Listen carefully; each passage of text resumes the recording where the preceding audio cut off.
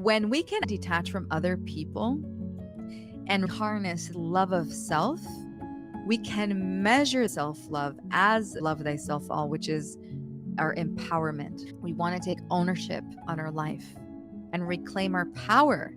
The only person that can claim your power back is the decision from your inner power to do that. Let's say you're triggered, you're having an experience with another person. Instead of blaming the other person for the trigger, this is an invitation for you to heal through the experience with yourself as a reflection with the other. That experience will bring liberation of denial of self. If you are tempted by someone else's love in order for you to feel validated, this experience can be as love thyself none, because you become dependent like a drug on someone else's validation for you to feel good. Self-love is the feeling of one's rhythm with divine pleasure. When you're experiencing divine pleasure, this juiciness of just being alive, that's the source creation of infinite love of the one. Just being in gratitude of having the gift of being in a body, having a human experience, and you fill your cup more and more and more until the water is overflowing within you. Then you have so much to share with other people. When we recognize ourselves as sovereign beings, we will experience the liberation of self-love and the sovereignty of joy, bliss, and ecstatic love.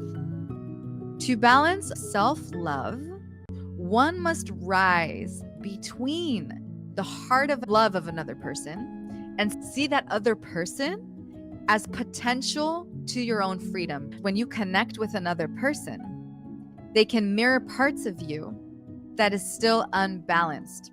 It gives you this opportunity to see where you can liberate yourself a little bit deeper. You see your own patterns, your own wounds and desires more clearly through another person. The presence of another love becomes a catalyst for inner liberation. How amazing is that? If we can see each other as a mirror to love ourselves even more, that's the growth. The remedy is where it's uncomfortable. Go there. Go to the point where there's repetitive cycles and you're in your pain body. That's where you need to spend time. Go deeper into that wound. Feel it. Liberate it. I have a friend that used to work with National Geographic, and he went to Africa to safari, and they slept on some campground, and he got stung by many scorpions. And he said, my whole body was burning and I thought I was going to die. And the African man took all the scorpions, he crushed them and put it on everywhere he got stung and bit. And that's what saved his life. The remedy was in the poison. Our greatest pain is our greatest medicine. If we can walk through that fire, behind that fire is your ecstasy. If you're in a relationship and you're afraid that person's going to leave you, you are still operating on the frequency of a love thyself none, which means disharmony within your wholeness. If you can find your own rhythm, you're vibing with your soul and your buddy with your inner light, and you sing with the bees, sing with the wind, and make love to nature itself, that is the pleasure your soul is seeking to experience. This creates freedom and liberation to heal identity with love thyself none and elevates you directly to the experience of love thyself all.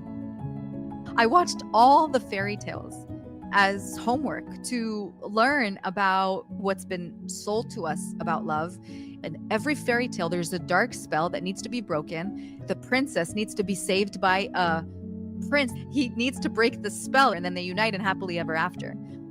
If we look at that as our inner experience, instead of seeking out of ourselves, and we see that as a rescue of our own polarity, then we reach the kingdom of heaven. We can look at it also as a fairy tale, but the fairy tale is you.